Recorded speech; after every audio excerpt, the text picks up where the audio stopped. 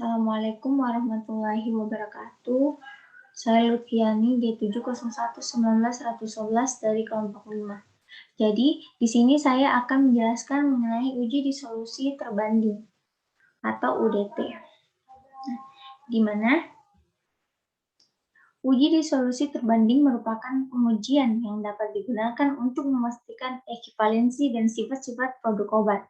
Nah, tujuannya sendiri yaitu dapat digunakan untuk memastikan kemiripan kualitas dan sifat-sifat produk obat dengan perubahan monitor dalam formulasi atau pembuatan setelah izin pemesanan obat. Nah, di sini ada syaratnya. Syarat dari uji disolusi terbanding, produk yang tidak memerlukan studi in vivo, produk obat kopi yang hanya beda kekuatan. UDT dapat diterima untuk kekuatan yang lebih rendah. Nah, selanjutnya di sini adalah alat dari dissolution tester, di mana dissolution tester adalah sebuah alat laboratorium yang digunakan untuk mengetahui proses melarutnya zat atau senyawa aktif obat dalam media pelarut. Nah, kemudian mekanisme kerjanya. Yang pertama itu persiapkan media disolusi dan sampel yang akan dianalisa. Kemudian, isi chamber disolusi tester dengan air atau aquade sesuai dengan batas yang telah ditentukan. Kemudian, pasangkan vessel pada chamber sesuai dengan kebutuhan. Naikkan heat unit hingga posisi yang paling tinggi. Pasangkan ganggang pengaduk, dayung, atau keranjang, dan komponen lainnya sesuai dengan kebutuhan analisa dengan benar. Kemudian, turunkan kembali heat unit dengan hati-hati hingga batas yang telah ditentukan. Setting posisi batang pengaduk pada posisi tengah dengan ketinggian sekitar 2,5 cm. Kemudian masukkan media disolusi dengan jumlah volume 900 ml atau sesuai dengan kebutuhan. Nyalakan disolusi tester dengan cara menekan tombol on. Lalu setting suhu. Nah, suhunya itu berkisaran di 37 derajat Celcius. Kecepatan putaran dan lama waktu pengadukan. Kemudian, tutup semua vessel untuk mencegah kotoran atau benda asing masuk ke dalam vessel. Kemudian, setelah suhu pada temperatur controller menunjukkan di kisaran 37 derajat Celcius, maka obat secara bersamaan dan tekan tombol start untuk memulai proses. Setelah mencapai waktu yang telah ditentukan, ambil sampel secara bersamaan.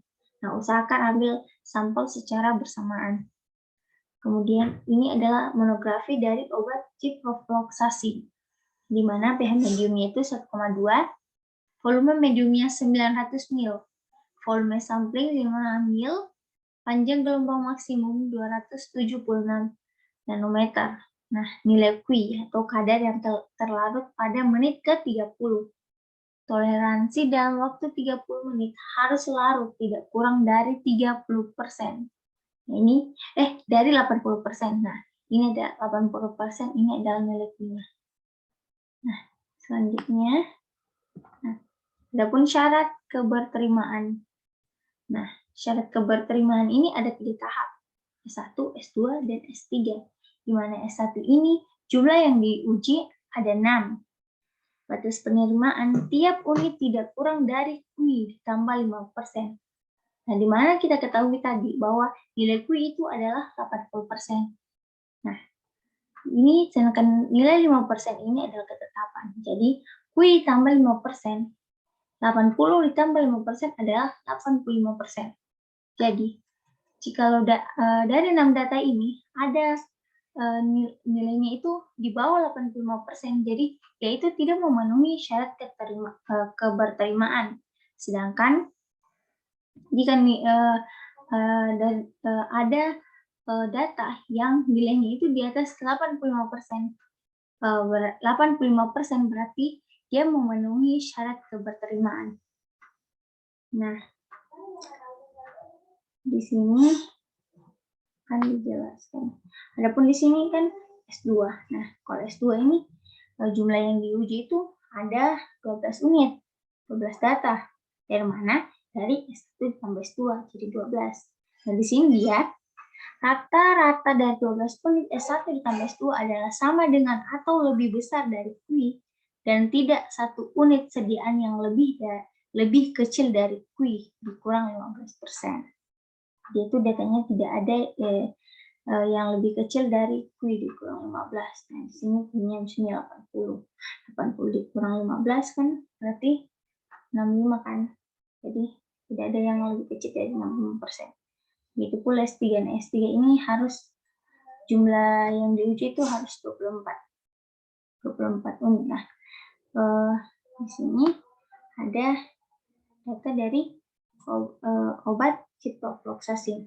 Di sini kita lihat dari menit ke-30, di mana menit 30 ini harus sebanyak 80% yang terdisolusi.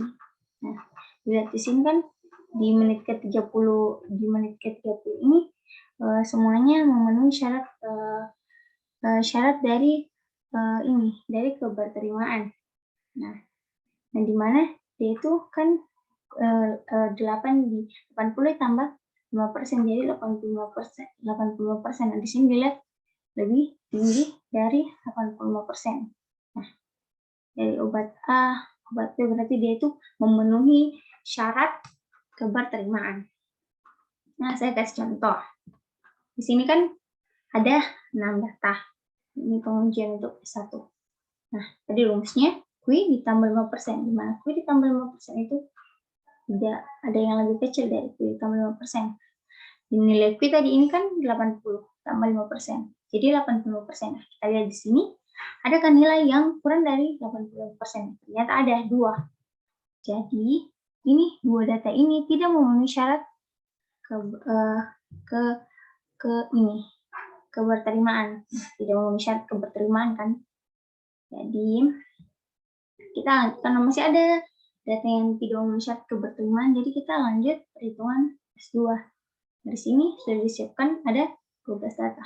Nah, sini kan tadi punya 80 kurang 5%, jadi tinggal 75%. Dilihat di sini, adakah data yang kurang dari 75%? Jika ada, maka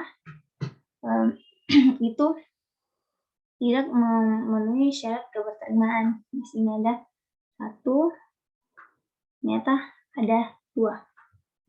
Nah, kan masih ada data yang tidak memenuhi syarat keberterimaan. Jadi kita lanjutkan pertemuan S3. S3 ini kan memerlukan 24 data. Nah, jika datanya tidak memenuhi 24 data, berarti berhenti sampai S2. Nah, jikalau kita menghitung di S3 itu masih ada data yang tidak memenuhi syarat keberterimaan, maka obat itu tidak diterima atau tidak bisa diedarkan. Nah, kita lanjut di perhitungan di aplikasinya ya. Nah, masuk di aplikasi PHQ Bootstrap. Nah, di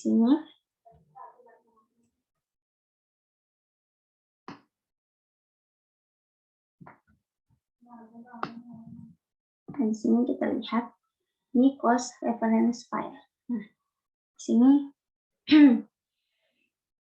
sini kita masukkan nilai dari inovator.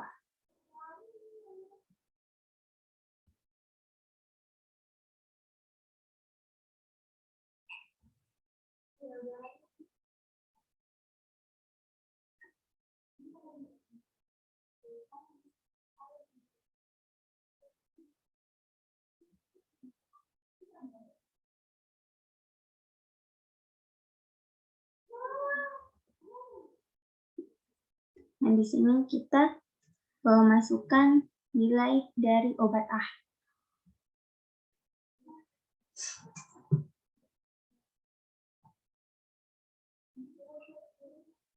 Nah, di sini kita jelaskan obat number of bootstrap, di mana berarti dilakukan pengambilan sampel acak untuk mendapatkan 5 profil disolusi baru 5.000 profil disolusi.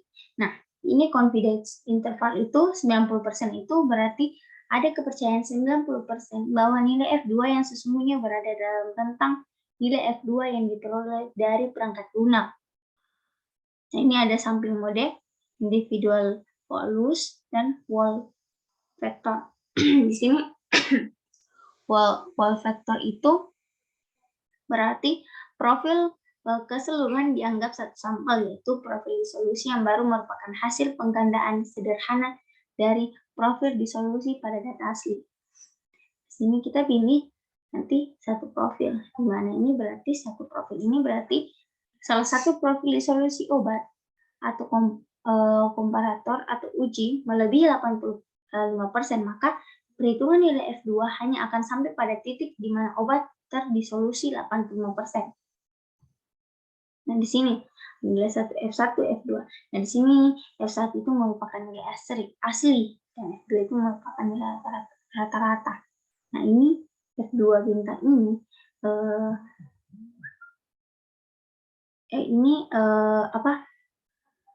nilai F2 ini nilai yang sebenarnya dipakai karena F2 ini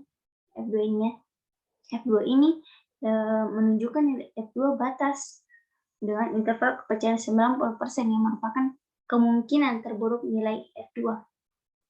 Jika F2 ini menandakan warna hijau, maka nilai F2 yang dihasilkan dari proses pengolahan data memenuhi aturan umum. Kemiripan uji disolusi yaitu nilai F2 lebih besar dari 50 yang menandakan bahwa kedua profil disolusi atau profil uji dan referensi itu saling bermiripan. Sedangkan kalau warna merah berarti dia itu tidak memenuhi atau tidak nilai F2-nya itu lebih kecil dari 50 artinya kedua profil disolusi tidak memenuhi syarat kemiripan uji disolusi.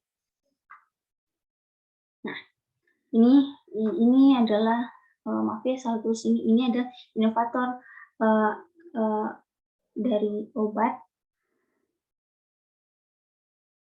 Ini adalah inovatornya, ini adalah obat A-nya.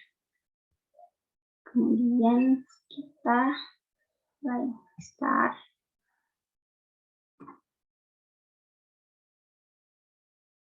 Nah, di sini F2-nya menunjukkan warna hijau. Jadi menandakan bahwa hasilnya itu bagus karena memberikan pengolahan data memenuhi aturan umum pemilihan uji disolusi itu nilai F2-nya itu lebih besar dari 50. Ya, menunjukkan bahwa profil uji dan referensi itu saling bermiripan. Nah, di sini itulah tadi obat yang itulah tadi obat ini inovator obat ciprofloxacin dan obat ciprofloxacin. Jadi hasilnya itu bagus.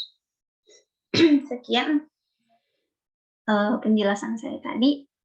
Terima kasih. Assalamualaikum warahmatullahi wabarakatuh.